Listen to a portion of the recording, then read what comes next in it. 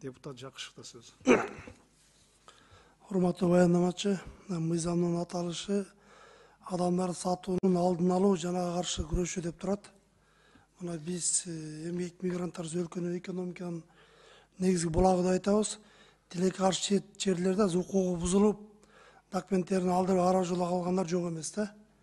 Акыркы маалыматтар боюнча мына киши адам сатуунун канча курмандыгы болду, кандай мекендештиктер куткарылды, ушулар боюнча кандай иш жүргүзүлдү. Мына мен гана кайрылган боюнча ушу алдамчылардын азабынан Турциянын бир районуна иштейсиңер деп, ал Сирияда 40-тан ашык биздин кыз келиндер ушу алдамчылардын азабынан түрмөдө камалып жатат да. Ушулар боюнча статистика жүргүздүңүздөр, ошол боюнча маалымат берип койсоңуздар.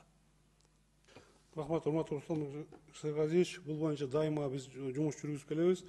Бул катам сатуу боюнча былтыркы жылы 9 факт иш козголгон, быйылкы жылы 3 иш козголгон кезде деген производстводо турат.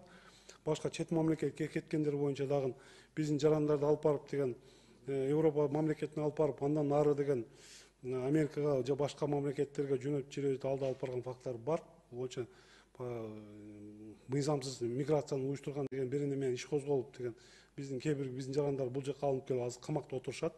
Акыркы эле бир факт боюнча 40 биздин жаранды алып барып Европа мамлекетинен Америкага өткөрөбүз деп алдап акчаларын алып ошол жерде таштап койгон факттар бар. Бул боюнча биз дайыма жумушту Турция акыркы биздин жарандар кайсы мамлекетке көп барган жерлер менен өз келишимдер түзүп, ошо келишимдердин алкагында жумушту алып барып атабыз. Бул азыр Турция мамлекети, Европа мамлекеттеринде, Корея мамлекетинде и Америкада деген бир топ биздин жарандар жүрүшөт. Алардын укуктарын коргоо максатында жумуштар миграция министрлиги менен чогуу, тышкы иштер министрлиги менен чогуу жумуштар алып барылды. Рахмат.